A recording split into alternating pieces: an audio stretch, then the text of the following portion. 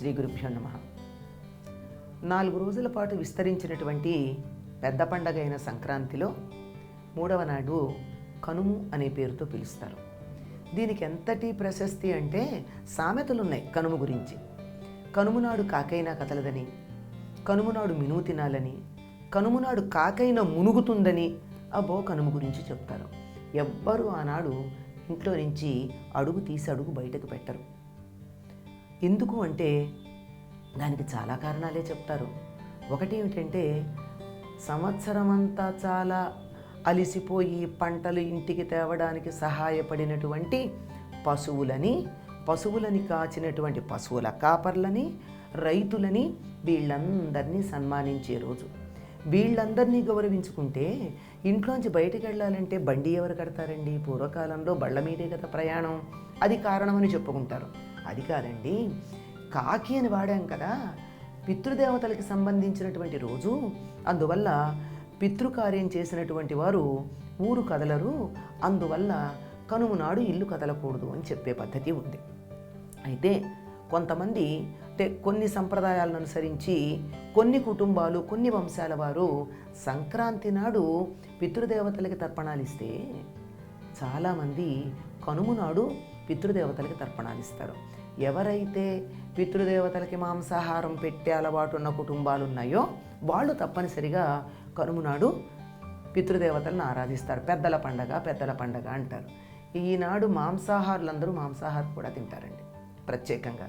ఈ మాంసాహారంలో ఉన్న విశేషం కూడా ఒకటి ఉంది.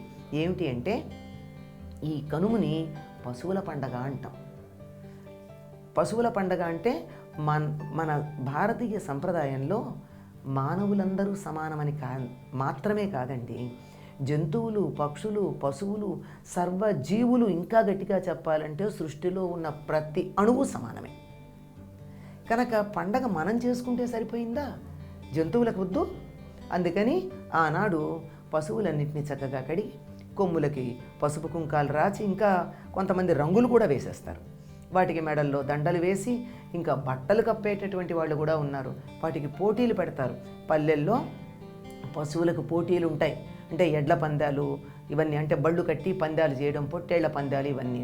అయితే రాను ఈ పందాలు, పొట్టేలు పందాలు, కోడి పందాలు లాంటివి హింసాత్మకంగా మారటంతో వాటిని కొంచెం దూరం చేయాల్సినటువంటి పరిస్థితి వచ్చింది.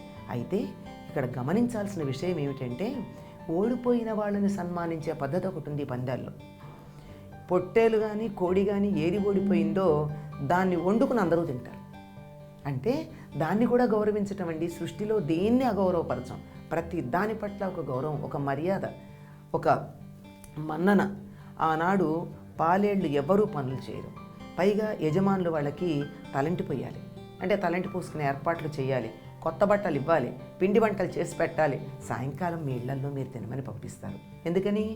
యజమానులందరి ఇళ్లలోనూ మాంసాహారం ఉండదు కదా, వీళ్ళ ఇళ్లల్లో మాంసాహారం ఉంటుంది కనుక మాంసాహారం తినడానికి పంపించటం, ఆట విడుపుగా వదిలేయడం ఉంది. ఇళ్లల్లో ఉన్న పశువుల్ని, జంతువుల్ని గౌరవించటమే కాదండి, అన్ని పశుపక్షాదుల్ని గౌరవించే పద్ధతి ఉంది.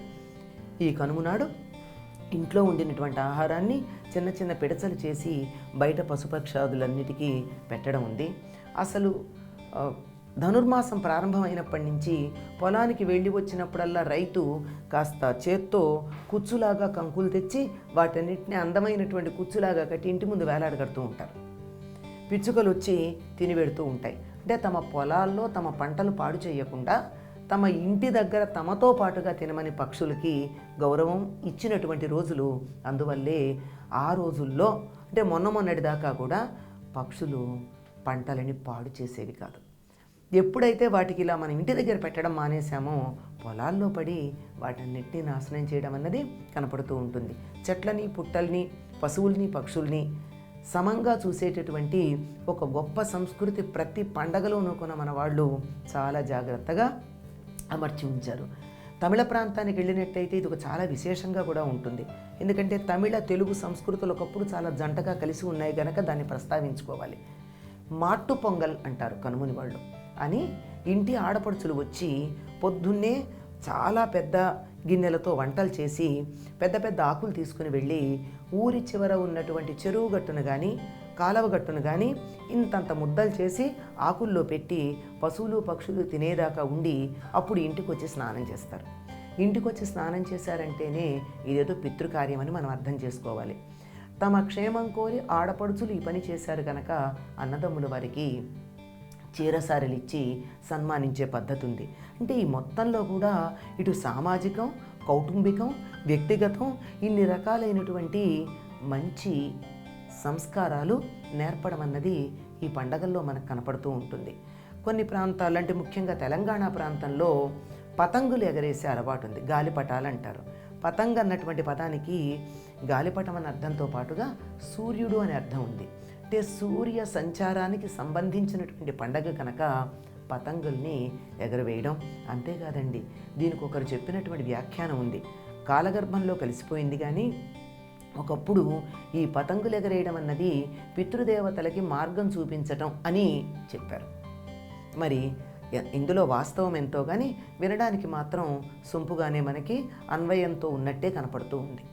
ఇలా దేవతల్ని, పితృదేవతల్ని, భూదేవతల్ని, మన చుట్టుపక్కల ఉన్నటువంటి వాటినన్నింటినీ కూడా గౌరవించే ఇక నుండి కొద్ది కాలం పాటు పొలం పనులకు విశ్రాంతి కనుక ఆవులు, పశువులు, ఎడ్లు ఏవైతే ఉన్నాయో వాటికి కాస్త విశ్రాంతినివ్వడం మొదలుపెట్టాము అని చెప్పే రోజు కనుము. ఉత్తరాయణంలో మొట్టమొదటి రోజు.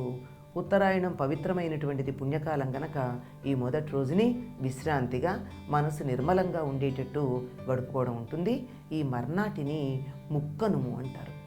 ఈ ముక్కనుముని ఈనాడు మనం పాటించడం కనపట్టలేదు, కానీ ఒకప్పుడు ఈ ముక్కనుము నాడు సావిత్రి గౌరీదేవి నోము అనేటటువంటి నోముని మొదలు పెడుతూ ఉండేవారు.